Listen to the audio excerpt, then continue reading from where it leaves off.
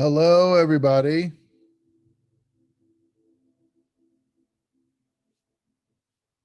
Can you guys hear me okay? Yeah, I can. So I posted Yeah. a pre-recorded lecture that I gave on Monday yesterday to my cinematography one class because um, they were off due to Martin Luther King Day. So and I made it sort of since you both of your classes are running in sync concurrently. I posted it on your guys' modules page. So today is I can see that apparently my message really didn't reach many folks. You guys don't have to appear today if you don't want to. You can go right to that recording, or I can give the talk again. I mean, I don't know if you guys had the opportunity to look at that pre-recorded session yet or not. We can treat this as an open Q&A. That's also totally up to you. And it looks like we have enough folks to where this might be a productive Q&A session, or we can go over that material again. I see Andrew's got his hand up. What's up, Andy? Okay, so um, I was just kind of confused with the message yesterday because I kind of didn't understand what it was. I just thinking that Oh, yeah, cause I thought like we were having we were having two lectures, like one today and one yesterday, and because of MLK oh, Day, we postponed it. We basically swapped out. We basically dropped the one for yesterday and put that one to today. no. Your session will always be on Tuesdays at this time. But I felt bad because you guys got kind of ripped off being the Tuesday class because the Monday class had the day off for the holiday. So I thought, well, I'll put the pre-recorded session up for both classes, and then you guys don't have to do tonight if you had, family plans or something, or just to be fair, because I know it kind of sucks to know that one section got the day off and the other has to commit to business as usual. So that's why I did it. And we can have uh a Q&A if that will help you guys. If you want me to go through the slides from the lecture, I'll be happy to do that too. You let me know how you want to handle this. But I figured I would I'd pop in just in case. And then I got I think it was Chase's I got an email that said Chase was already in the session. So I thought, okay, I better get my butt over there and talk to these people because apparently they didn't get the announcement. So how do you guys want to move forward? Do you want me to go through the slides again? Do you want to just treat it as an open Q&A? Have you looked at the pre-recorded video that I put up yesterday? No? I didn't look at it today. I I thought we were doing that today. I Okay. apologize for that. It's fine. It's not real. So this is only our week two. I mean, it seems like we've been at this for a while now. I don't know why, but um uh it's not really that it's not a big deal. So you know what? I'll show you the slides really quick because really all it is it's kind of a softball activity because usually like I have a writing class and I've already seen those folks like four times because I got them a couple times a week, right? And you guys, I see you guys once a week, and last week was like the first week, and then this week, I didn't even see my Monday class because it was a holiday. So like it'll be 3 weeks before I see my my my Monday class again. So I don't want to get too far ahead because it's really hard to have section one be in one place and then have section uh three be somewhere else. It's really difficult because I get confused and I forget where I'm at, and then I become sort of inefficient. But so let's look at it. I'm going to pull the deck up here really quick. I just have to find my stuff here. Where did I put that? Week 2. This is it. Okay. Oh, there's the recording. What did I do with the deck?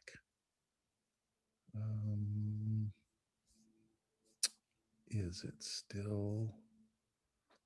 Huh, that's strange.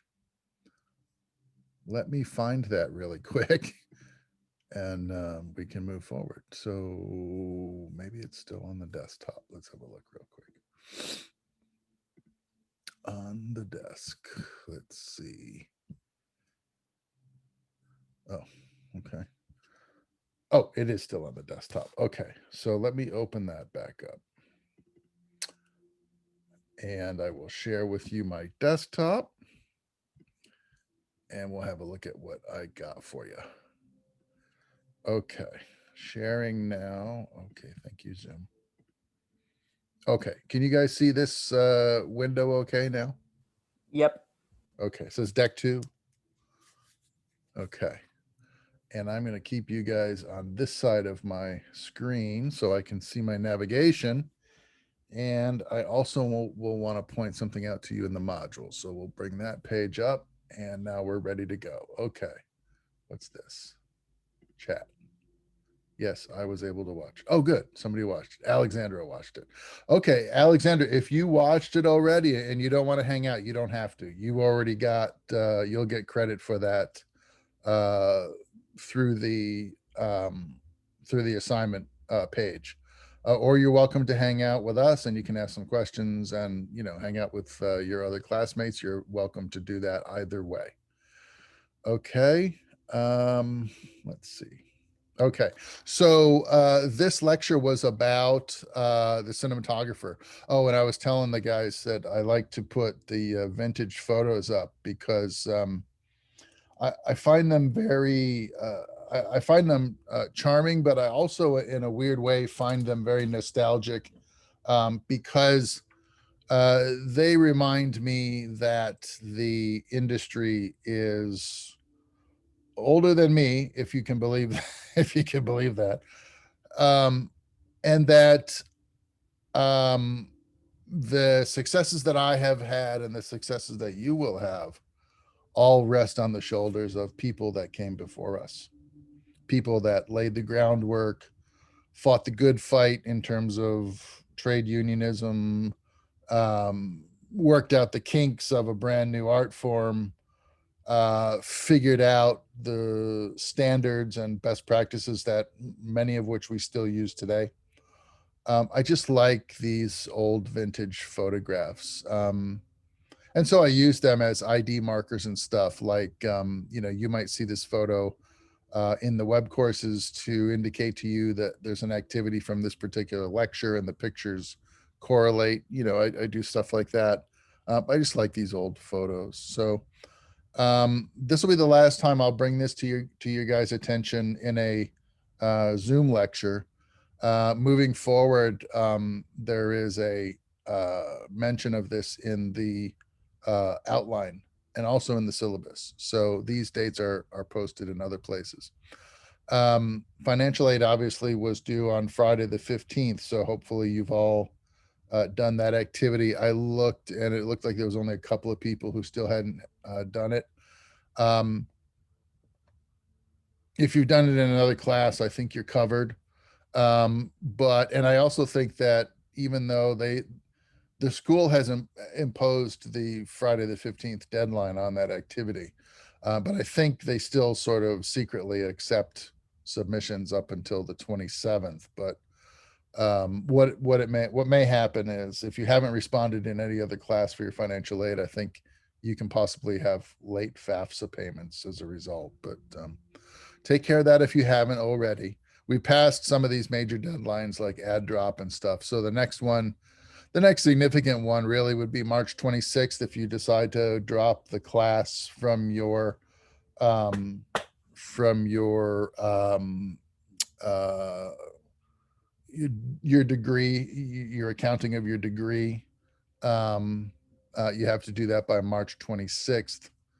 Otherwise, whatever grade you accrue will go on your record. Midterm, roughly February 25th. That's tentative based on how things play out, and in case we don't have any other sort of lost school days for some reason. MLK Day was yesterday, and then spring break is going to arrive late this semester on the 11th of April.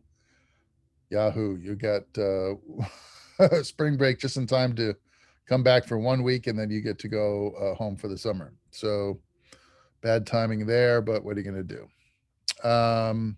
And also don't forget that the portal resources out there for your use and enjoyment should you need information on equipment, events, or supplementary training. I'm going to quickly talk to you about a couple of cinematographers that I find to be exemplary in the craft. They are current and practicing cinematographers in the industry. And I think you'd be, surprised and happy to know that one of these guys has probably shot your favorite movie or one of your favorite movies, and you just don't know it yet. So we'll take a look at them and see what you think, and then I'll talk to you about the assignment for this week, which is pretty easy. And that's it, really. So I have embedded these videos in the lecture, like what it is to be a cinematographer. The recordings don't really play back well in the Zoom recording. So I'll ask you to just go ahead and check them out on web courses. And if you need to know where they're at, if I go to your modules page, in each section, I put the videos from the lecture right under the recording of the lecture itself. So you can go back in here and you can check out, here's being a cinematographer. Here's the role of the cinematographer and how cinematographers, advice for young cinematographers trying to break into the industry. Now, yesterday, I didn't play the entire videos anyway in both of these cases, because I think this is like a 12-minute video and this is an 8 or 10-minute video. I just played like the first minute or so to give the audience a sense of what the video is about, and then I told them to go to web courses to watch the videos in their entirety. So you're not missing anything from yesterday, because I didn't play the videos for those folks either. This is a nice sort of melodramatic piece that some guys down, I think they're down in Australia, put together. And it took a little heat on the internet for being a little bit too sort of melodramatic, and some people put out a really funny spoof of being a cinematographer, and they made fun of the guy and his tattoos and his sort of soliloquy that he delivers in this case. It's pretty funny if you want to check it out on YouTube. Yeah, so I just wanted to talk a little bit about a few things. For instance, here's my friend Nancy Schreiber. She is a cinematographer working in Los Angeles currently. And as I said yesterday, this little sort of tribute page is actually aimed at the ladies in the room at this point. Because a lot of times I'll get sort of wrapped up in conversation and I'll say you guys a lot, and I'll refer to the cinematographers in the male pronoun, right? And I just want you to know that that's force of habit. It really doesn't mean anything anymore, because there are so many terrific cinematographers out there that are women. Like Nancy, for instance. Amy Vincent shot she shot a number of pictures actually, but she shot the one not too long ago, Hustle and Flow, on 16 millimeter, which got critical acclaim. I think she was nominated for Academy Award for that. And then there's folks like Reed Moreno, for instance, who shot the first 4 episodes of the first season of what's that TV show about the women with the red cloaks, and uh, they are the sex slaves of the aristocracy in that future drama, You Handmaid's mean Tale. yeah, Handmaid's Tale? Yeah. Yeah, she shot the first 4 episodes of that to create the world and set the tone for the cinematography and stuff. And then she jumped into the director's seat on that particular show. So she's out there doing some really great work. I like Reed's visual aesthetic a lot. So there's, it's not, it used to be a male dominated industry, but not anymore. So in absolutely no way, shape, and form should you think that you don't have a shot at the big time if you're not, you know, a man in the industry anymore, because it's just not true. And Nancy's a really great example of that. I started off actually when I was probably younger than most of you. I started off as a camera loader in the era of film. Um, and so my job was to load magazines for the camera and make sure that there was a steady flow of fresh mags on the set so that they could, um, keep shooting without losing any time waiting for mag changes and loading the camera. Um, and then I got out of the camera department. I was a little sort of restless, and I got into the grip department and worked my way into the lighting department because I was really keen on lighting and what you could do with lighting and the effects that lighting had on the audience and stuff. I knew that really early on. I had a sense for it. And Nancy's career kind of started in the same way. She started in New York City in the grip department, and then she moved from the grip department to the lighting department and moved her way up, uh, to being the head of the lighting department on a regular basis. And then she moved to LA and did that and transitioned into the camera department. And, that's how she found her way into the job as cinematographer. It was after years of, working her way up through the ranks right alongside the guys doing the same work. And I really respect her for that because she did it at a time when, the guys really weren't interested in having a woman around. They didn't think that they could do the same work, and they, all of the typical chauvinisms that you would hear, as you can imagine, were leveled in her direction. And, she just, forged ahead anyway. So, and she's very talented. She really knows what she's doing. And so, and she's a friend. And I really, I've worked on, I think I did 3 films with Nancy over the years.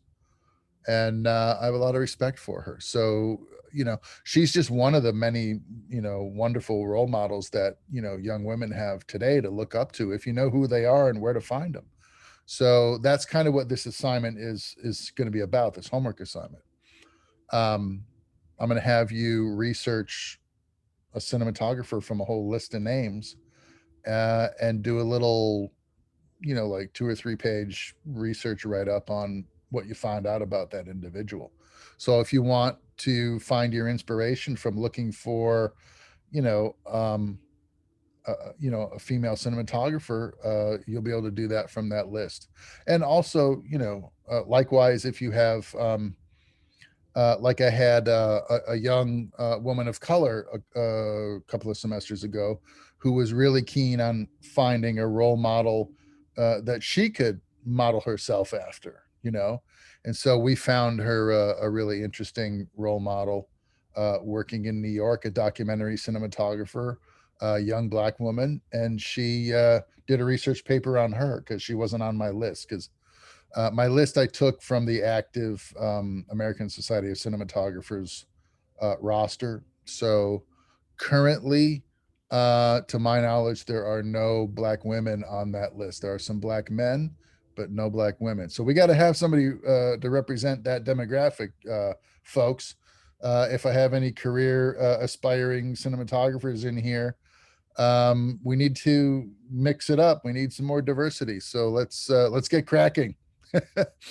um, the next 3 videos are pretty much what I just showed you on web courses. This one asks what makes a cinematic image. This one is talking about the role of the cinematographer. And in each case, in both of these videos, the interviewer goes to, I think he went to like, not NAB and not, he went to a trade show in Amsterdam, and asked some cinematographers, notable cinematographers, what their, asked them to answer those two questions: what makes an image cinematic, and what's the job of the cinematographer? And so that's a question that I want you to start thinking about, because there are a great many answers to the question. There's no one good pat answer about what makes an image cinematic, for instance.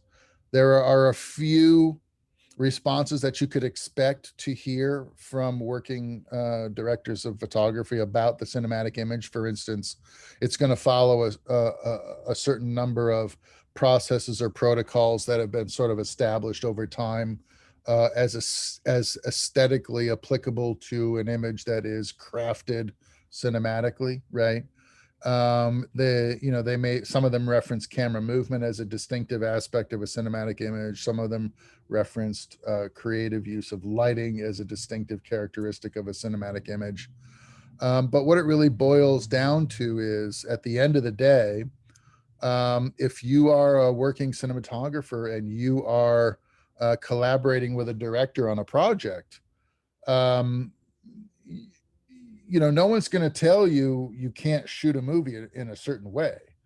What you can take into consideration if you're shooting a movie is whether or not the audience will be receptive to your style or not. Because what it is possible to be is ahead of your time, in a sense, visually, if you want to try some techniques or use some processes that the audience has very little experience with.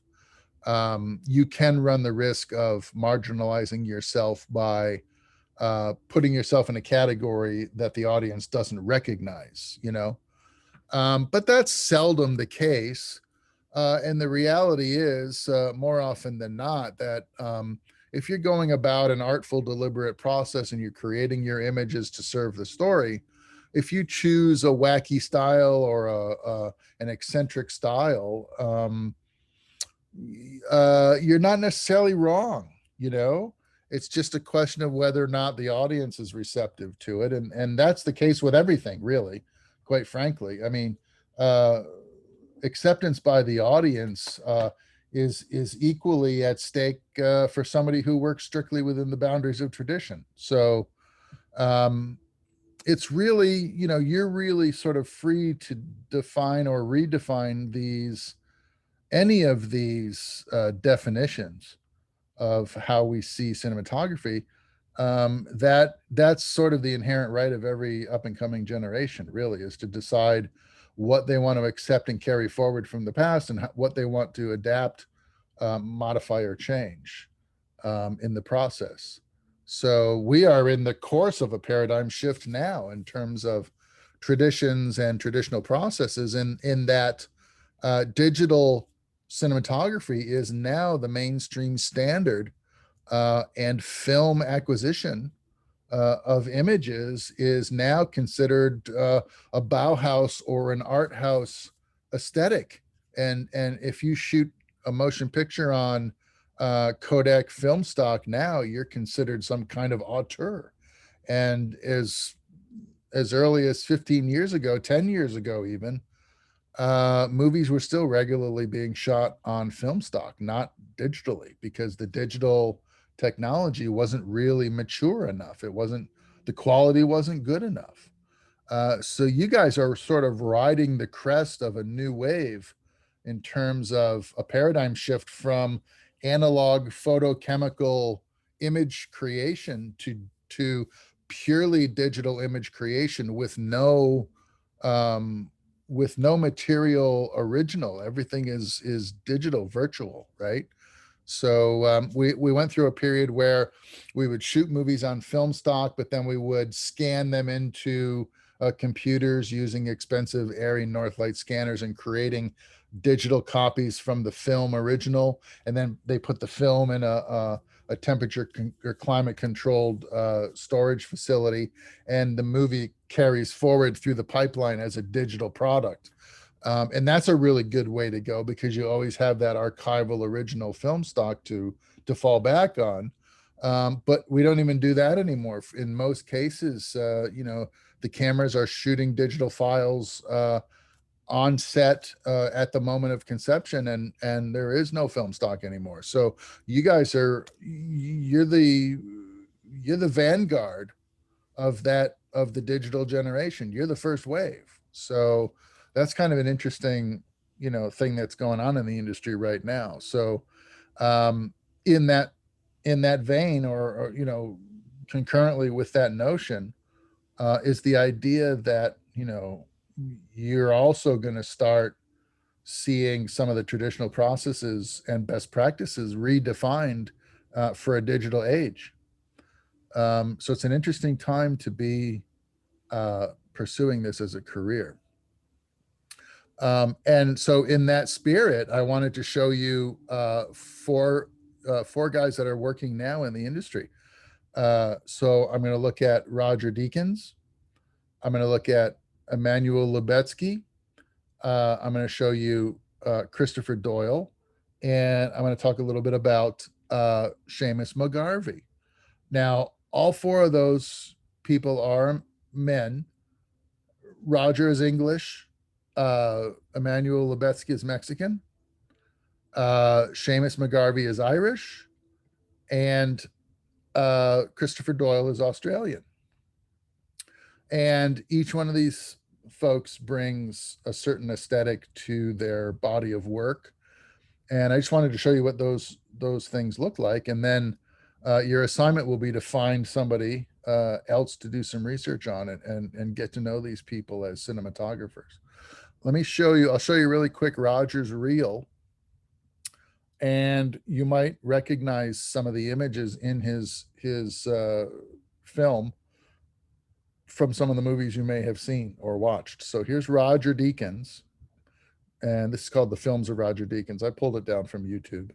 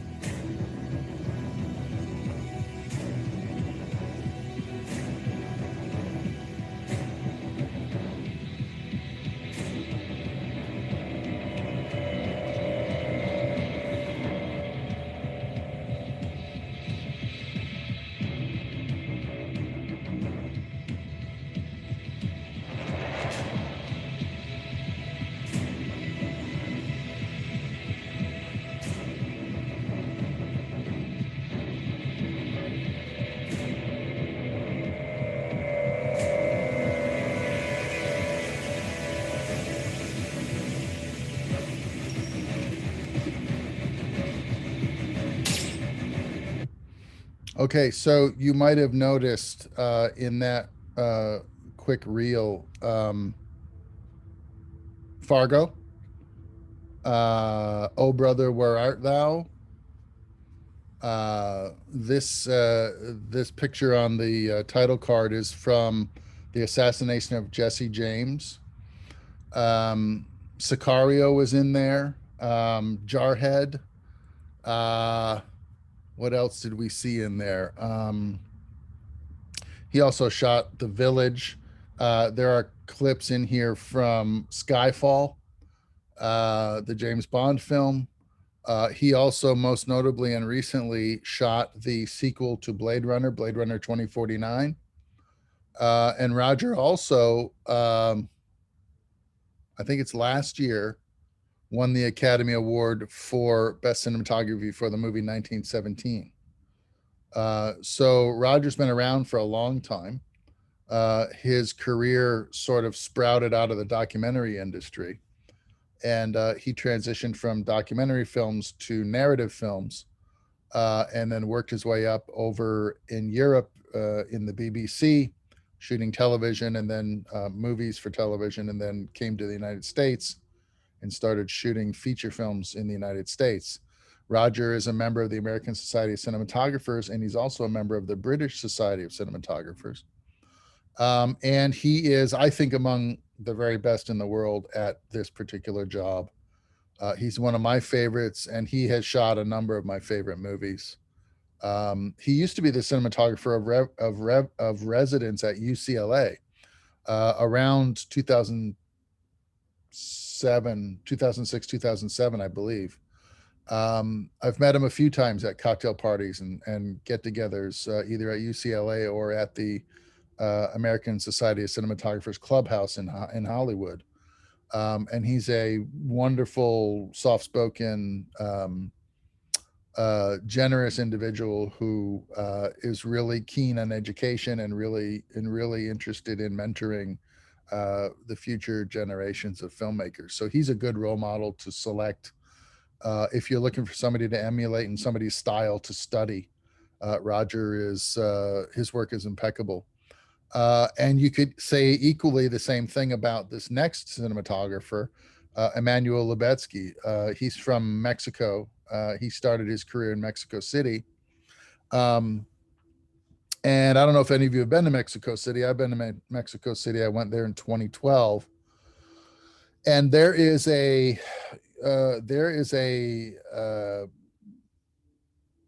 large, healthy filmmaking community in Mexico City as well. They do a lot of work for Mexican television and a lot of TV movies and stuff. And the telenovela industry in Mexico City is huge. Televisa downtown in Mexico City has a backlot and sound stages and stuff that would rival things that we have out in Los Angeles. So that is where Emmanuel Lubetsky sort of emanated from. He has a nickname that people refer to him in the industry. They call him Chivo or El Chivo, which is Spanish for the goat. And if any of you folks are Tom Brady fans from the NFL, you know that they call Brady the GOAT as well, the greatest of all time, right? So Emmanuel Lubetsky's nickname is the GOAT, the greatest of all time. And I think it's aptly applied to this guy because his style is very artful. It has gone through in the last 25 years, it's gone through an incredible evolution. In the beginning of his feature film career, after he came to the United States from Mexico, after he'd done a number of notable independent films like Y Tu Mama Tambien and stuff like that, he started getting hired for mainstream films in the United States. And when he got his hands on the budgets and the gear and all the nifty equipment that was possible to use on feature films, for a period of years, he went a little nuts. And guys used to refer to him as the flamethrower because he would use so much lighting and so much equipment on his movies that it was an obscene amount of gear. For instance, I had a number of friends who worked on Lemony Snicket, a series of unfortunate events, and Emmanuel actually set records for the number of lights he had on set for some of the exteriors of that particular movie, that Jim Carrey movie. And he has over the years gone from using these huge, complicated, large-scale lighting setups to working with available light for Terrence Malick in The Tree of Life. So he's had this amazing evolution as a cinematographer, and every step of the way, his work looks amazing. So whether he's working with, all the gear possible from Warner Brothers, or if he's working with a van load of mishmash stuff on the road with Terrence Malick, his work looks amazing. So here's a little bit from El Chivo, and you might recognize some films from his repertoire.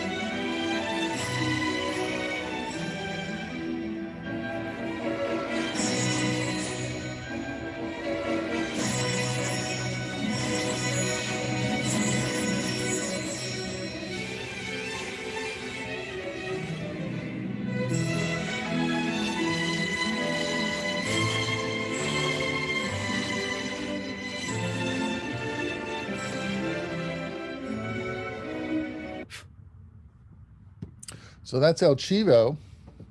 I can honestly say in my own career, I always say I wouldn't change a thing, and I'm super happy and fortunate to have done the things that I've done. But there is one thing that I would change if I could go back and take the opportunity, and that would have been when I turned him down to work on Great Expectations. At the time, I was on a real comfy studio job on an air-conditioned stage in Florida. It was 1997, and he was shooting Great Expectations in Sarasota. And I had a couple of friends that were working on that film, and I knew of Chivo's reputation for using a lot of light, and he was doing that thing. He was using an absolute ton of light on that movie. The average onset daily temperatures was well over 100 degrees, about 127 degrees, I believe. Um, And I thought to myself, well, it's a balmy 78 on stage, and I'm on a quaint little TV series, and I'm making pretty much the same money either way. So I turned down the opportunity, but in retrospect, I think it would have been an amazing experience, because in later years, I learned and developed a deep respect for his work, the looks that he's able to achieve, and some of the films that he shot. So in this particular reel, you might have noticed pictures from the Tree of Life. There's a lot of clips from the Tree of Life in here. Gravity, The Revenant, Great Expectations, Motorcycle Diaries. I think there's some clips in here from The Secret Garden. And there's some other stuff in here, some very, everything that he does, I'm a big fan of. Birdman is in here. He won the Academy Award for 3 of the films that he won Academy Awards for, and back to back, I might add. Gravity. Then the following year, he followed that up with Birdman. So Gravity was with Alfonso Cuarón, whom he started his career with in Mexico. Then he worked with on Birdman, Iñárritu, and again with Iñárritu on The Revenant the following year, and he won Academy Awards each of those 3 successive years. And if I'm not mistaken, that's never been done. So that's pretty amazing feat in and of itself. So he's another excellent role model if you're looking for somebody to emulate or study and learn from. He's a wonderful source of inspiration. He's got really good camera movement, and Yeah. like Malick and Iñárritu and Cuarón, all their movies are very moving pictures. Like they're always moving; they're never settling. Yeah, and it's funny because the mode is really sort of indicative of the script. In other words, in Gravity, they used motion control cameras and got those glassy anti-gravity looking moves from computer controlled cameras. And then he would go the other way. In Tree of Life with Terrence Malick, or in Children of Men, he was all handheld in Children of Men for the entire movie. That whole one take in the car. Yeah. Yeah. And there's another single take scene, which I think is amazing and rivaled only by one of the next guys I'm going to show you. And that was the scene where he walks out of the bombed out building as the troops are attacking the rebels and Children of Men in the building where they're holed out, and he's got the newborn infant in his arms, and everything stops, the fighting, the shooting, and everything stops. All the troops stop, and he goes down the stairs with this brand new baby, to the awe and inspiration of all of the soldiers that are watching him just leave the building. The world just stops what it's doing, and he walks right out with this kid in his arms, and it's a wonder. The whole scene is like it's over 5 minutes long, and it's one continuous handheld camera move, which is, when you think about the fact that Children of Men was shot on film. And if you know that a Panavision film camera, even with a short magazine, which he wouldn't have been able to do on this particular scene because it was over 4 minutes, and a short magazine only lasts 4 minutes on a film camera. He had 1,000-foot film magazine on the camera in order to get the full single take. And with 1,000-foot magazine on a Panaflex camera, even with a prime lens, you're looking at 65 pounds. Okay. So he's humping 65 pounds around with him through the whole duration of that scene. And he was using something called an easy rig to do it, which is a vest and a support arm that kind of takes some of the weight of the camera, so you can concentrate mostly on just sort of composition and aiming the camera at the things you want to photograph. And then the big mast that sticks out and sort of supports the camera displaces the weight of the camera to your shoulders and your waist. But you're still holding up 65 additional pounds, so You know, every time I see that movie, I'm absolutely blown away at that as a physical and as a cinematic achievement, because you know it's in both cases exemplary. Um, and so yeah, from whether it's handheld with running around with Malik, or whether it's motion control with Karan, you know, and then it was Steadicam and handheld in Birdman. So it was kind of the fusion of the two sensibilities in Birdman. Um, just really interesting, immersive point of view, which I find particularly inspirational. Here is I call him the lovable rogue, and this is Christopher Doyle, the Australian.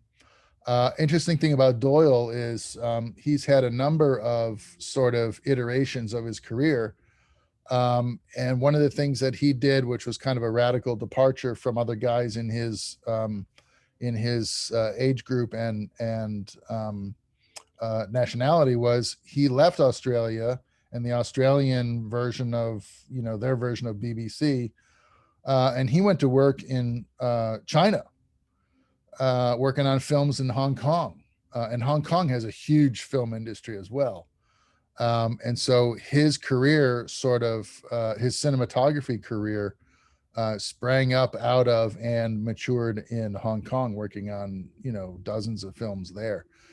And Doyle he's worked for a number of notable directors. And one of the icons of the Chinese cinema, Wong Kar-wai, is somebody that he's done a number of feature films with. So Doyle is like, you know, he's a legend in the sort of East Asian cinematic culture, and he loves color and grittiness and handheld. And let me show you a little bit of his work. You may not recognize many of these films.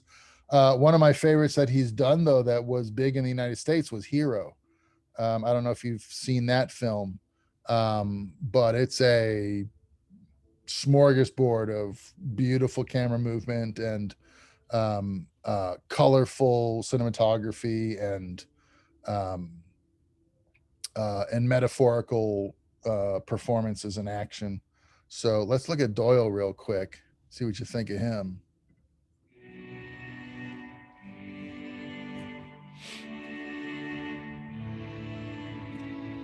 Reading through excerpts from Christopher Doyle's diary that he writes while shooting a film seems like unbridled chaos. It's so chaotic that it fills me with feelings of cinematic dread and paranoia.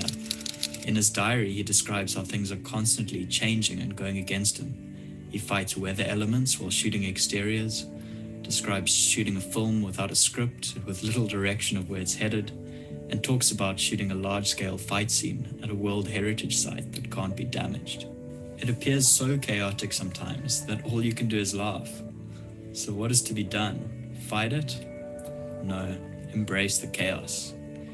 In this edition of Cinematography Style, I'm going to be analyzing and breaking down the cinematography of Christopher Doyle by looking at his work and drawing from his philosophy on creating images, as well as looking at the gear he chooses for his photography.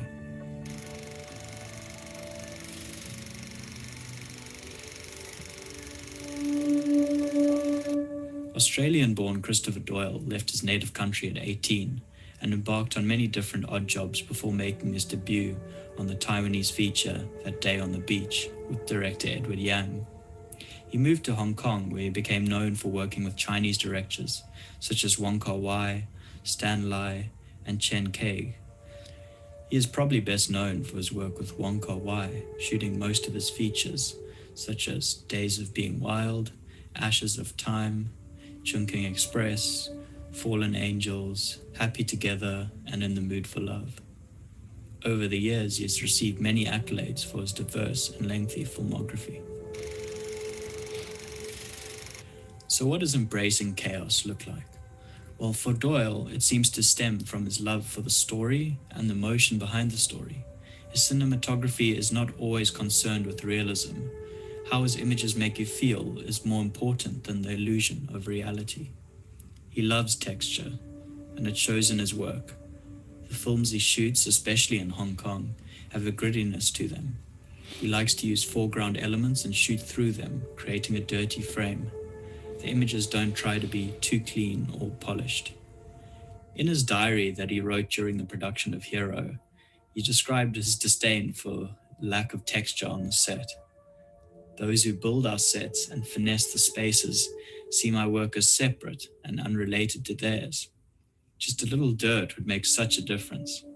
In my Hong Kong-based world, I'd be at these walls and pillars with a couple of spray cans right away, but that isn't done here. His lighting approach also embraces a certain amount of chaos. Mixed sources are all over his work. In Fallen Angels, for example, the motivation of his light comes from everywhere.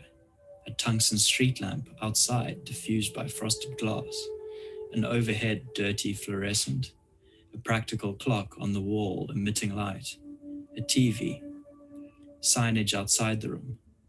It all adds to this beautifully gritty world of underground Hong Kong. He likes to light directly, often not bothering to diffuse or bounce light to soften it. This creates highlights and reflections in the skin and hard shadows. Movement of the camera is crucial in his work. He makes the astute observation that the camera should only move when someone or some idea motivates it to. Although he's famous for his handheld work, it's not his only trick. Doyle approaches each film differently and finds a way of moving the camera that works for the visual language of the film he's shooting. A lot of his movement is rough around the edges, but I think this is because a lot of the emotion in the films he works on are rough around the edges too. Translating 3 dimensions into 2 seems easier through the movement that is basic to any film. The most important thing is to keep trying as free-handedly as possible, rather than imposing it through some formal system. But in some films such as Hero, he favors a lot of still frames, an approach motivated by a more precise, considered story. The same can be said for how he frames his shots. Often his frames are canted, distorted, or angled in an unusual manner, but they can likewise be centered and traditionally composed, depending on what the emotion of the scene requires. Some DOPs like using the same gear. They become familiar with it and helps them achieve a coherent style. Doyle seems to, again, place more importance on how his choice of gear affects the story than on maintaining a continuity of cameras, lights, and grips equipment. Through his career, he shot on both film and digitally. He's used many different stocks, such as Fuji 250T, Agfa XT320, Kodak 320, 500, and 800 tungsten stocks, to name just a few. He does seem to favor shooting 35mm on tungsten stocks, perhaps for the increased sensitivity that they provide in capturing available light and sometimes dimmer mixed practical sources over the lower speeds of daylight stocks. Like his stocks, he also mixes his use of lenses. Some films he shoots with super wide focal lengths, and for some he prefers a more compressed telephoto look. He uses lenses from Cooke, Zeiss, Angenieux, and others, and sometimes pulls out odd lenses such as the fisheye 6.5mm, which is probably a nickel, that they use to achieve the distorted look on Fallen Angels. Doyle often shoots spherical over using anamorphic glass. He shot on film cameras such as the Arriflex 535, 435. I don't want to get too buried in the weeds with all this tech talk because it's going to be a couple of weeks before I cover those things with you guys, and not to this extent. For instance, Fuji, Agfa, and Kodak film stocks that's not so much of a stretch, given that those were the 3 prevailing major brands worldwide for cinematic motion picture stocks to begin with. So it's not really innovative to say that somebody shot films on Kodak film stock, because everybody did, and the same thing can be said for, he's making a little hay about Doyle's choice of lenses, saying he shot on Zeiss and Cooke and Angenieux. Well, again, those are the 3 forerunners in the lens manufacturing industry for high-level cinematic glass. So to say that somebody shoots on Angenieux lenses is not much of a stretch. Angenieux lenses have been around for well over 100 years. so to the Cook optics, and so to the Zeiss designs. And so everybody has shot on those products at one point or another. That isn't what makes Doyle unique. What makes Doyle unique is his ability to sort of embrace whatever is thrown at him in terms of the visuals, and he can create order out of chaos by what he chooses to see with his camera, and how he stages actors in action, working with the director to come up with these really sort of dramatic visuals. And that's sort of one of the marquee or hallmark characteristics of the movie In the Mood for Love, which you could have caught in art house theaters here in the United States. You might have at one point seen the Chungking Express in the United States, and you certainly had the ability to see Hero in the United States, because those were pretty mainstream films, regardless of their countries of origination. But he's also got this incredible reputation for his lower budget work, and making the most out of, practical lighting. In other words, sources that we see within the framework of the cinematic frame itself. A lamp by a sofa that it's actually lighting the talent and looking like a lamp in the composition. We refer to that light source as a practical. Because it's very practically minded, right? It's a lamp that would be in the scene next to the couch on the end table, and it's also lighting the talent, which it would do in reality. So when it's performing or doing double duty like that, we call a fixture like that a practical. And Doyle's famous for that. And so he's got this really incredible reputation. He's also got a reputation for, loving a good frosty pint of Guinness from time to time. And he cusses like a pirate. In some of his interviews, you've almost got to cover your ears sometimes with his creative use of expletives. But it's all genuine. It's all, take it or leave it, genuine, honest Christopher Doyle. And I love him for it, because we've had other instances in history where creative people have had that sort of personality. Caravaggio was one of them in the 15th century, 16th century, I think. Caravaggio was actually, he's one of the classic painters from that time period that we model our cinematic lighting after to this day. And Caravaggio was wanted for murder. He actually spent most of his career on the lam from the law in Italy, because he was wanted for murder. So history is sort of littered with all of these interesting characters, and I would sort of cautiously lump Doyle in with that category of lovable rogues. But I just think his style is wonderful. His images are beautiful. And if you've ever had or get the opportunity to watch Hero, I think you'll understand what I'm talking about. So that brings, yes. Yeah. Caravaggio was like, he was like the modern father of chiaroscuro and tenebrismo and all that. Yeah, that's right. That's right. Chiaroscuro. So that's an Italian word for the interplay of highlight and shadow. I talk about that in cinematography too a lot. Because I focus on lighting a lot in cinematography too. And chiaroscuro is at the core of cinematic lighting. It's shadows and how we use shadows to shape our characters and to create texture in our images, and sort of tease out a three-dimensional look from a two-dimensional medium. That's what drew me to motion pictures in the first place. I was pursuing a professional photography career as a commercial photographer. But movies just held this particular magic for me, and my passion resided in the lighting and what could be done with it. And so chiaroscuro, if you're studying lighting for film and television, I mean, you got to know about that, or you're going to be lost. So yeah. Caravaggio, yes, definitely the father of one of, and anyway, arguably fathers of chiaroscuro. Okay, so that brings me to, and incidentally, who was it?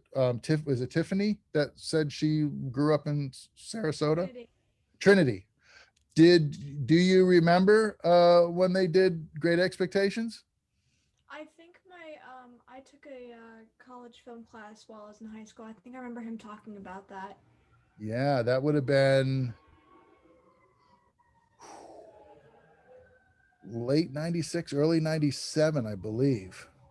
Or it was late 97, early 98. One of It the was two. early '98. I looked it up. Okay, there you go. Yeah. Late 97, early 98. Because I was on a TV show out in Cocoa Beach at NASA in 97. And that's when I got the call and I said, no way, I'm in a nice air conditioned green room at NASA. Why would I want to go to Sarasota and work at what they had done is they took the Dolly Museum, which I think was under restoration at the time, and they turned it into the mother's house.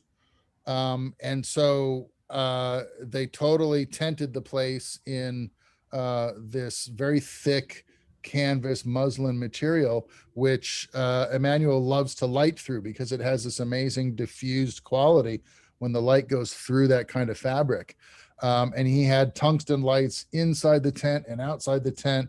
And so the guys that were working inside in the set under all of that tent work and scaffolding, we're getting the full brunt of the incandescent lighting, and the incandescent motion picture lighting generates a lot of heat. It's black body radiators. It's old fashioned tungsten light bulbs. You know, if you got an old tungsten light bulb in the lamp in your house, you can't touch that bulb after it's been on for a minute or two. You burn your hand. Well, motion picture lighting is the same way. If you're using the old incandescent, we used to call it the old iron, the incandescent fixtures, you could fry an egg on them after they've been on for 5 minutes. Well, Chivo it was my understanding that he had a couple of hundred of these really large, many thousands of watts motion picture lights inside the tented out building. And that was where he was getting those 120 some odd degree temperatures on set. And my buddy Troy, who's a grip, called me up and said, Mikey, why don't you come on out here and play with us? We need somebody, we need some really good guys in the lighting department to help this guy out. And I said, I heard it's a little warm on your set. And he said, well, yeah, where'd you hear that? I said, never mind where I heard it from. He said, yeah, it's about 120 degrees in here today. And I said, yeah, I'm not coming. You can forget it. So, but gosh, that's one of my favorite movies to this day is Great Expectations. And not only because I love the story is very old. It's Dickens, I think, right? Yeah. And so not only is it a classic, but it was, the GOAT. How many times do you get a call to work with the GOAT? So but Seamus, I'm going to show you Seamus next. And Seamus shot another one of my favorite movies called Atonement. Has anybody here seen Atonement? Yeah, the Joe Wright movie. I think I Yeah. have. So Atonement has, if I'm not mistaken, the longest Steadicam shot so far in cinema history. It's over, I believe it's over 7 minutes long. And it was in the sand on the beach. And it's, in the context of the story, at some point, the character played by James McAvoy is in the British Army, and he is part of the evacuation at Dunkirk, which is part of the story thread of these two young lovers as the world sort of, it's almost like a For Whom the Bell Tolls version of a movie where, you got these two young innocent lovers who meet and fall in love before the war, and then the war comes and just destroys the world and their lives and everybody around them.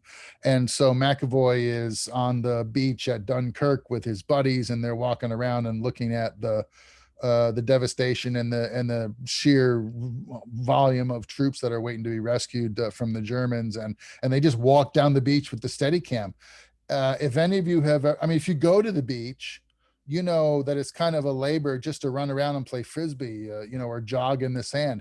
Now imagine moving motion picture equipment around that weighs, hundreds of pounds, and having a Steadicam hanging off of you that can weigh upwards of, again, a fully loaded film camera like a Panaflex, even stripped down for the Steadicam, weighs 52 pounds. And the Steadicam rig itself probably weighs another 30 to 40 pounds. So you've got 90 pounds of gear hanging off your shoulders and pressing against your groin, essentially.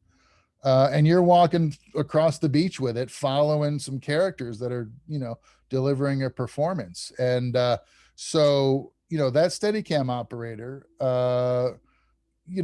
is amazing and, deserves a huge amount of credit. I think he got 3.5 takes and 6 rehearsals, and then he collapsed. So basically, this guy just gave every ounce of dedication to that shot in that movie. And after 6 rehearsals and then 3 takes, on the 4th take, his legs gave out. And so if you know what I'm talking about, that scene in Atonement, you should check it out and understand that camera was supported by an individual the entire time with no edits. There are no edits in that scene. It's all in camera. So Seamus loves the long take. If you can pull it off and they can incorporate it into the context of a story, he loves the long take shot. He's kind of getting a reputation ever since Atonement for this kind of work. But he's also very practical. He's an Irishman. He does a lot of movies in Europe, but he comes over here and he does stuff all the time. And he's super dedicated to education. So he's really keen on sharing his experience, his lessons learned, his knowledge and everything. So I like Seamus for that reason alone. Much respect though to Atonement, because that's really where I discovered him. But let me show you a little bit. He doesn't really have a website or a reel online that you can access, but he does these interviews all the time. And this one was with the Italians at Global Cinema Institute. And he talks a little bit about creativity on set. So let's look at Seamus real quick.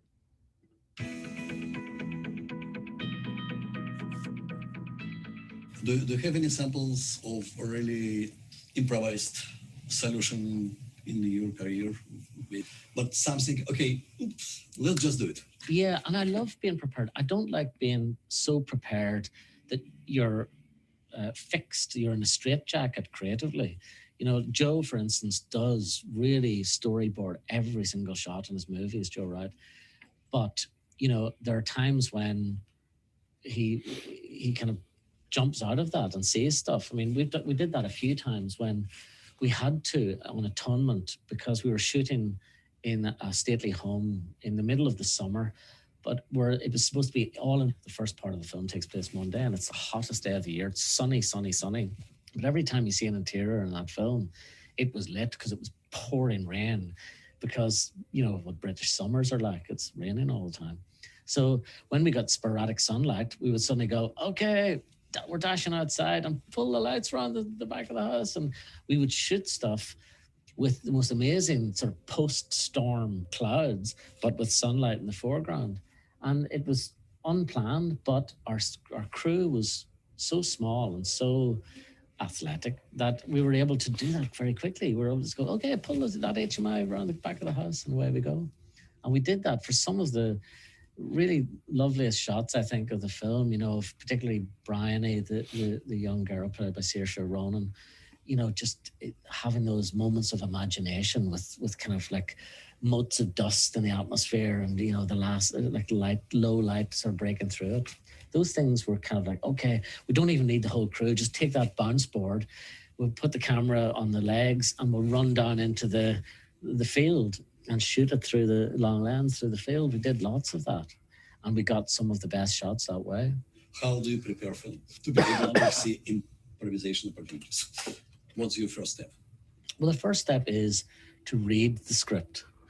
No doubt. Yeah, and some people don't, actually. It's amazing. Or some people read it out of order, or read it specific to what they want to shoot or what's coming up first. You have to read the script and read it with the story in mind. Read it as a book.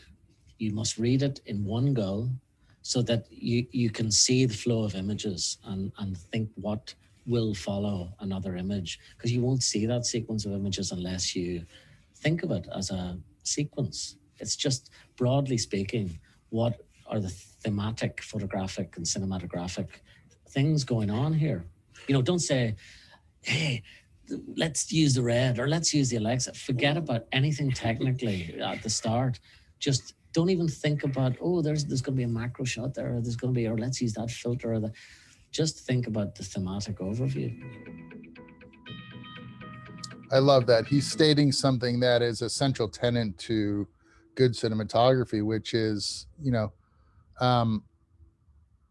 function follows form, not the other way around. So if the script, is asking for it, then we look for the technical solution that will help us achieve the images called for in the text. But we don't write a script around a lens or a camera or a technique, because that, that plays out for the audience as contrived, so we don't, we try not, to succumb to that temptation, although it's really hard. I mean, when Garrett Brown came out with the Steadicam, in 1974, people took a look at that tool and said, oh yeah, I know exactly what to do with that. And there were a lot of movies that followed an aesthetic that really accommodated the Steadicam as a principal form of acquisition. And, if not handled in the right way, or in the hands of a novice, or an individual who's not up to the challenge, could be a disaster. Fortunately, the early adopters of that device, Kubrick, in The Shining, and arguably Stallone in Rocky, and there's another one, the World War II epic. Forget the name of it. Black and white, but really good use of Steadicam in the bunker scenes of gosh, the name escapes me now, the title of that film. Anyway, in those circumstances, the Steadicam was, the perfect tool, and it made those stories, tellable using that device. The long walks through the hotel in The Shining, for instance, or the scene in the snow in the maze outside on the grounds of the hotel. Those scenes are, epic and now classic images from, cinema, because of the Steadicam. And of course, Stallone's victory lap up the stairs of the I think it's the library in Philadelphia.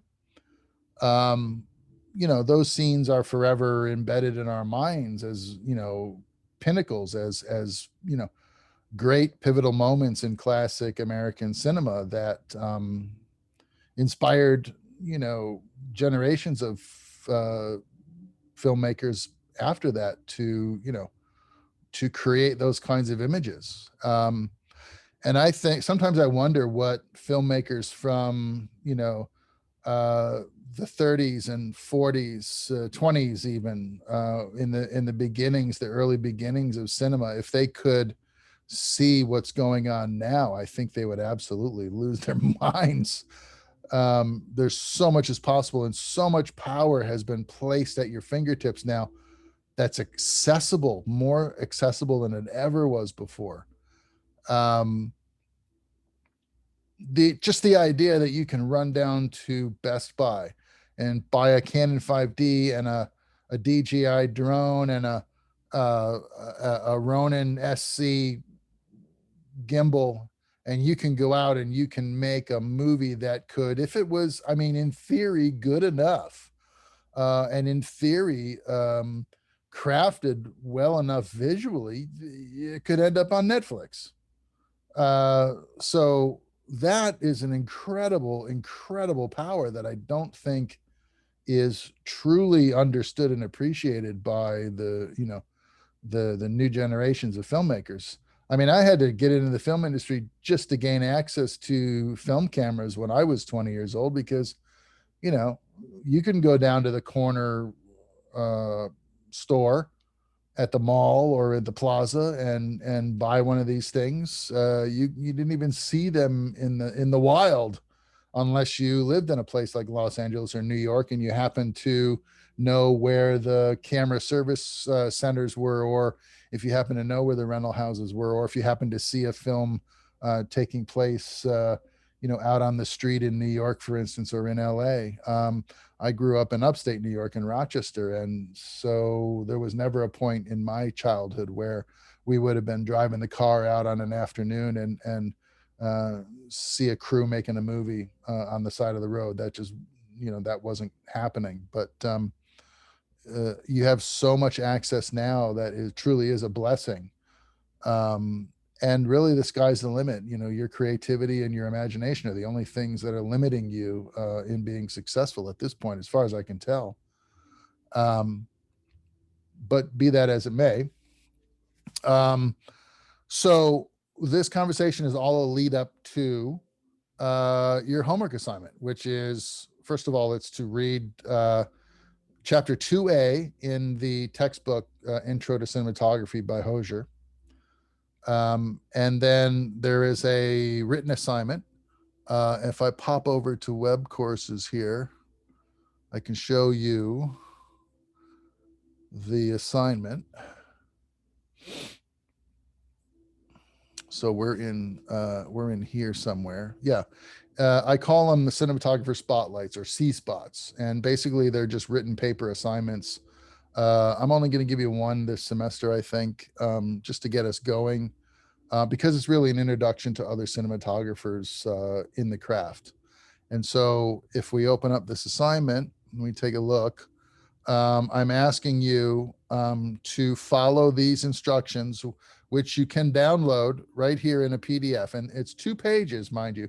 This is only the first page of the instructions. The second page has some other criteria, some questions you can ask yourself as you're doing your research. So download the instructions. It's right here, Cinematographer Spotlight. And then I gave you a little sort of FYI leaflet document on research paper guidelines. You probably know most of this stuff already, but I put it in there anyway because it's, from institution to institution that I've taught at, there's no way for me to know necessarily right out of the starting gate what kind of students I'm working with. And depending on what institution it is, and UCF seems pretty good about it because you guys have Gordon rule classes and stuff where you're doing a lot of writing. Man, I've worked at some colleges where the student writing is absolutely atrocious. And so I always give out stuff like this as sort of a helping guideline. I like students to use APA style when you write any kind of paper. So if you don't know what APA style is, you can look that up on the internet. It's pretty easy to find. But this document right here, the third downloadable PDF, this is your cinematographers directory. And what it is I went to the ASC website in 2015, and I pulled down their active list of members. And this is just the people that were shooting actively in the industry at the time, right? So any guild or labor union has inactive members, members that are out for health reasons or early retirement. They got active members, and then they got retired members, or members who are associated to the guild but aren't proactively involved in the craft necessarily. These are all the guys that were and women that were shooting at the time. And I pulled the list down, and you can see there's about, 60 names here. And just pick one, take a stab at it. If you don't recognize any of these names, that's okay. Use the dartboard technique and just sort of blindfold yourself and toss a dart at the wall and, take the name and go do a little research. You can certainly start with IMDb, Internet Movie Database. Look up this individual, find out what films they've worked on, check them out, go look at the trailers or something on YouTube. And then, see if you can find some articles on the individual. You can certainly look up their bios on Wikipedia, for instance. Don't use Wikipedia as your sole information source, though. That's kind of, that's a Bush League move, right? Do some digging, do a little digging. It's not going to take you long. Most of these names are fairly mainstream, and many of these folks, as I look at this list, are Academy Award winners or certainly nominees. So you shouldn't have any trouble finding information on virtually any of these names here. Pick one, do a little research. There's women on the list as well. And you know, if you need to know which one of these names is a person of color, just shoot me an email and I'll let you know. And you know, see what you can find out about these people. What I'm trying to do is introduce you to individuals that exercise craft in the industry that you don't hear about every day. We hear all the time about the director, you know, and that comes from, unfortunately, that comes from the auteur school of thought, which is the director is the only creative driving force behind a film. And I think that's utter nonsense.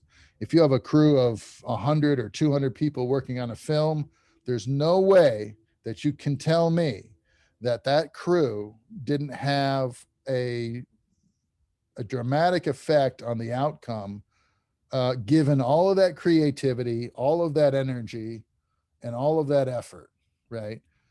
A good director understands that in order to get a film done, a film is the product of a lot of creative individuals who are coming together in one concerted effort to achieve one glorious goal, which is an amazing film. And to try and take credit for all of that, I think, is utter nonsense.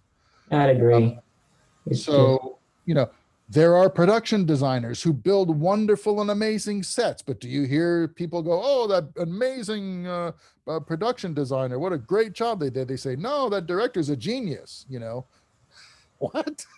You know, you know, some directors are geniuses. Don't get me wrong, but Yeah. there's a lot of directors out there that are riding on some pretty heavy coattails and taking credit for it when they probably ought to be opening up and saying, you know, you might want to check out so and so because they are the ones that really built these sets.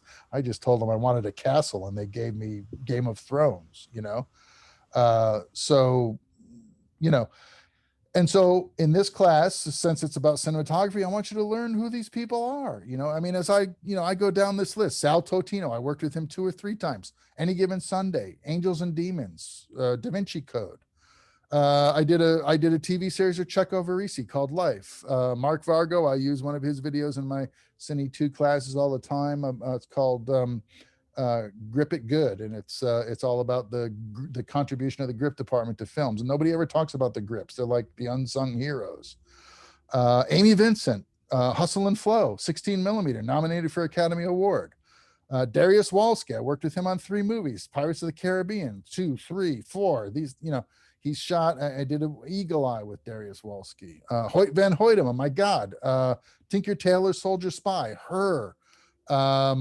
Spectre, the James Bond film. You know, Claudio Miranda. Claudio was a gaffer. I met Claudia in 1991 in Wilmington, North Carolina, and he was with Derek Walski at the time. They were shooting The Crow, the movie that Brandon Lee was killed on, unfortunately.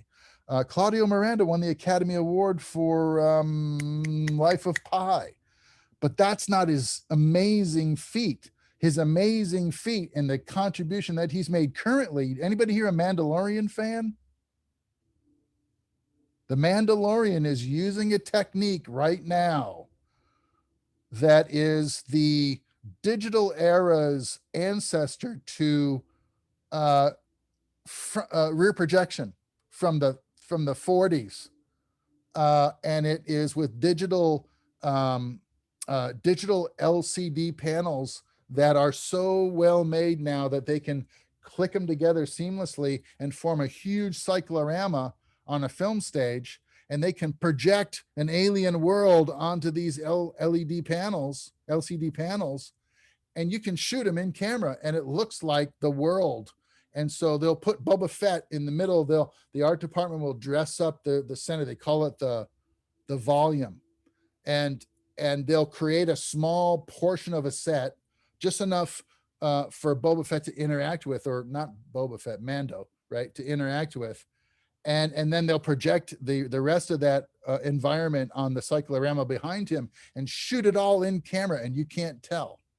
Amazing technology. Well, you know where that idea came from? I mean, we've had rear projection, front projection for a lot of years and stuff. Claudio Miranda shot a movie called Oblivion with Tom Cruise, and he's famous for designing the Cloud House set, which used 65 digital projectors to project clouds and sky and sunrises and sunsets onto a cycloramic screen that surrounded the set of the Cloud House on stage.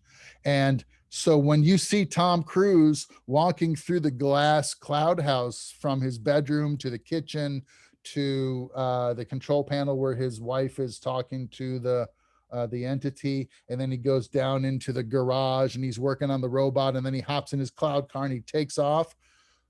He sees the sky and the clouds and the world of, you know, post-apocalyptic Earth just like you do. He's not working against a green screen. There's actually projected backgrounds working in that movie. Okay. And that was done analog, we call it, you know, with projection and front projection on screens. Now they're using what equates to a little more than your HD television set, but it's 60 feet wide and 40 feet high, and it's curved, and they can shoot it. All right. They're using that technology on The Mandalorian extensively. And it blew my mind when I first saw it, because I thought to myself, my God, if anything is showing me the new millennial digital generation and that sort of technology and innovation, it's The Mandalorian. And I got to tell you, I haven't seen the show yet in its entirety, but I'm getting Disney this spring, and I'm going to get all caught up. I'm going to binge watch The Mandalorian probably on spring break. And check that show out, because my God, the technology that's going on over there is amazing. Dan Mindel shot the Star Trek movies. He shot a couple of the new Star Wars movies. He shot, I worked with Dan Mindel on a movie called Stuck on You with, well, anyway, Dan's a great guy. Owen McCollin, anybody here a Penny Dreadful fan? You guys know what that is? Oh man, you got to watch Penny Dreadful. It's awesome. Yeah, I've never been a fan of horror. It's never been my cup of tea. Oh, but it's not really horror in that aspect. It's classic horror like Shelley and Mary. It is Mary Shelley, Frankenstein and the Wolfman and stuff like that. Classically done, tongue in cheek sort of sometimes. Owen McCollin shot that. Steve McNutt. I worked with Steve McNutt on a TV series called American Gothic. God, 20 years ago or more. Steve McNutt shot all the Battlestar Galactica New Generation. I just showed you Seamus. Worked with Steve Mason on Basic with John Travolta and Sam Jackson. Alan Davio used to work with Steven Spielberg. He shot E.T., among other things, Empire of the Sun. Roger Deakins, I showed you today. Jan de Bont, Fatal Attraction. It's Jan de Bont. The movie with the bus with Keanu Reeves and where they have to keep driving 85 miles an hour, the bus will explode. That was also Jan de Bont, I believe. Tom Del Ruth shot several of the first seasons of The West Wing. He's Mr. Walk and Talk. So do you guys know the TV show The West Wing about President Bartlett, played by Martin Sheen? And it had lots of fun characters in there, and they're sort of every week the opening scene or very shortly after the episode opens, they do this long walk and talk through the White House, and you got somebody talking a mile a minute in somebody's ear about the latest political developments and the things that are current events and what's going on, and they're on their way to the press conference or the Oval Office or somewhere. And they'll do these epic walk and talks, right? I mean, that took TV by storm in the I think it's the late 80s, early 90s, right? No, jump 10 years, late 90s, early 2000s. Yeah, amazing stuff. I mean, all of these names in here, there's somebody, you know, every name on this list, I could, you know, talk about reams of their work and who they are. Mauro Fiore, I worked with Mauro. He's a wonderful guy. Tak Fujimoto, Ferris Bueller's Day Off, Michael Goy, American Horror Story, Ashoja Doyle, you know, Nestor Almendos, my God, Academy Award winning Cuban cinematographer. He shot one of the most beautiful movies ever, with Richard Gere and shit. Gosh, the name just went right out of my head. I'm so excited about it. Beautiful movie. And Days of Heaven. Days of Heaven. Thank you very much. I've got an expert in the audience, ladies and gentlemen. Days of Heaven. Days of Heaven. Before Days of Heaven, we were doing a lot of direct lighting, even outside, and you know, the industry kind of gets stagnant sometimes, and you know, people get caught up in traditional modes of function, and they don't really think outside the box. Nestor, one day on set, they're out in the fields, right, and he saw the guys, the real farmers were gathering the hay and the alfalfa, and they were putting them in big rolls and covering them with this sort of plastic fabric to keep the rain and the dew off of the straw, so that they could, you know, take it and feed it to the animals and use it for whatever. And it was black on one side to attract sunlight in the winter, and white on the other side to reflect sunlight in the summertime, to keep the straw from rotting while it was sitting out in the fields until they could pick it up with the tractors. And that material, we use that material to this day as a reflector material for motion picture films. It's called Grifflon. And we got that from Nestor Almendros. So, I mean, Adam Arkapaw shot the latest reimagination of the Shakespearean epic Macbeth. Beautiful movie, beautiful film, Macbeth. Michael Ballhaus, Scorsese's right-hand man for a long time. Florian is his son. So all these guys, there's some amazing stories here, and I want you to find one, pick one, and do a little digging. And see what Bill you come Bennett up sounds with. familiar. Where do I know him from? Who's that? Bill Bennett. He sounds familiar. Bill Bennett. Bill Bennett is Jaws, right? Bill Bennett, I'm pretty sure. Let me look. Among other things, yeah. And he's done a lot of second unit on a lot of stuff. So you're going to see his name on a lot of things that also have a first unit cinematographer. Yeah, I mean, so pick a name and do a little digging and come up with 2 or 3 pages of compelling information about these guys. Tell me how they light. Tell me how they move the camera. Tell me if they use any special tools or techniques. Give me a little bit of their bio, personal info, and then wrap it up with a conclusion. What do you think?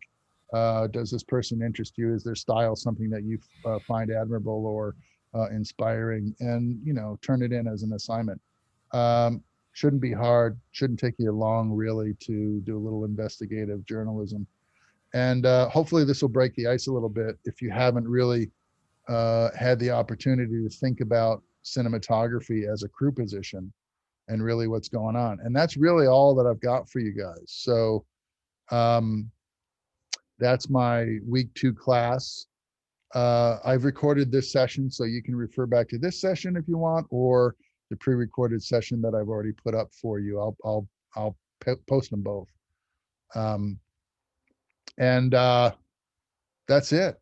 And I'll see you next week. Is there any questions, any thoughts, any current events, announcements? One question, because you mentioned several directors.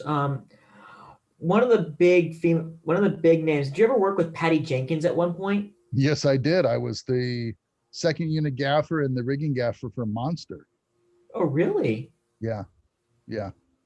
I did not know that. Yeah, I was there for the whole thing, and I can tell you, I'm pretty sure we knew before that movie was out that we were going to be in the running, so to speak, for some nice statues. Yeah. So yes, I know Patty. She has gone on to do, she did at least the first Wonder Woman installment that I'm aware of. She's also done 1984 as well. She just did that one too. She did what now? She did Wonder Woman 1984 just recently. I'm sorry to hear that. She's doing all three of them and in the Amazon Oh, movie. the other ones were good. Yeah, and she took a long break after Monster and sort of worked on writing scripts and moving throughout the industry looking for her next opportunity, because she's really interested in taking on projects that advance the sociological interests of women in film. So it took her a while to arrive at the opportunity for Wonder Woman. And she's a really nice person. And man, Monster didn't have much of a budget. It was only like, I think, $17 million. And uh, you know, uh, Charlize was transformed in that film. Uh, I remember being on the tech scout with Charlize. I didn't even recognize her because she had gained about 20 pounds. She was eating a bag of Ruffles potato chips. She had a ball cap on backwards, and she was hanging out on the set. And she had been working with the makeup people to give her a splotchy complexion. And what they were doing was, on Friday night, she'd go into makeup, and the girls would apply rubber cement to her face in dabs all over, and then she'd spend the weekend sun tanning, and then wash all the rubber cement off her face on Monday morning before she came to work, and it would look like she had splotchy skin. It was genius. And so she came to the set with this splotchy look and a bag of chips with an extra 20 pounds around her waist. And we all thought she was some just crazy woman that was here on our tech scout with us, and turned out it was Charlize. I didn't even recognize her at first. It was really funny. So yeah, and we had a good time on that film too. We shot that here in Orlando.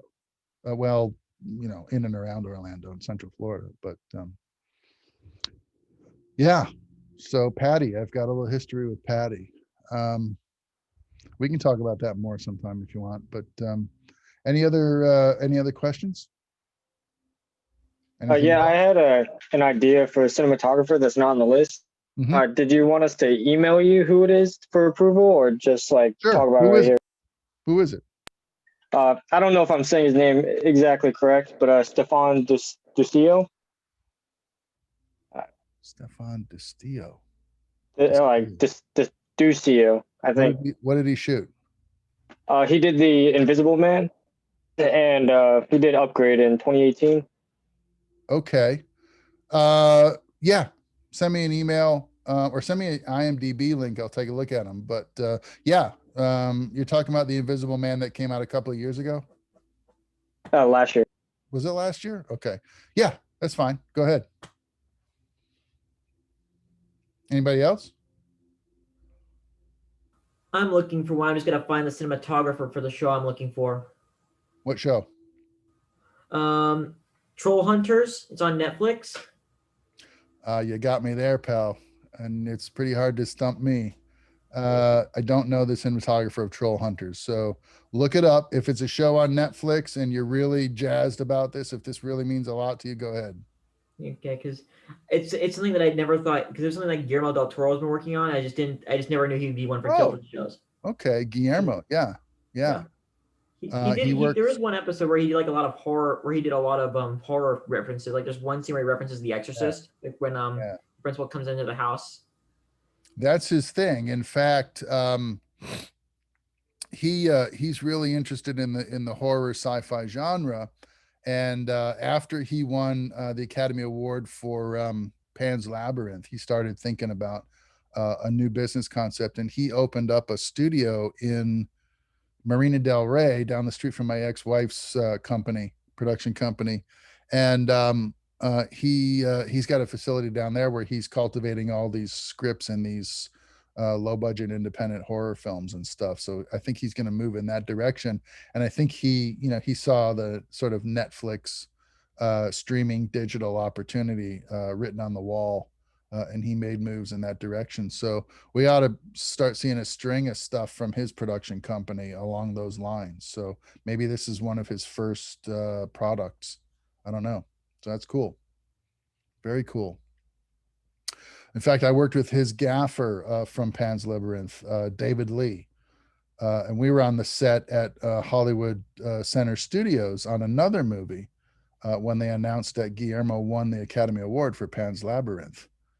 I remember that moment was really special to be, to see the reaction of those guys. But we were just at work. We were on the next thing we were doing, and they found out. That was pretty cool.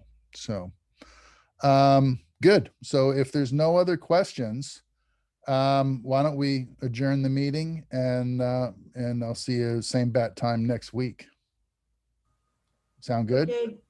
All right, Nice folks. to see you all. I'll see what I can do about see what I can do about the cinematography. Good. Excellent. I look forward to it.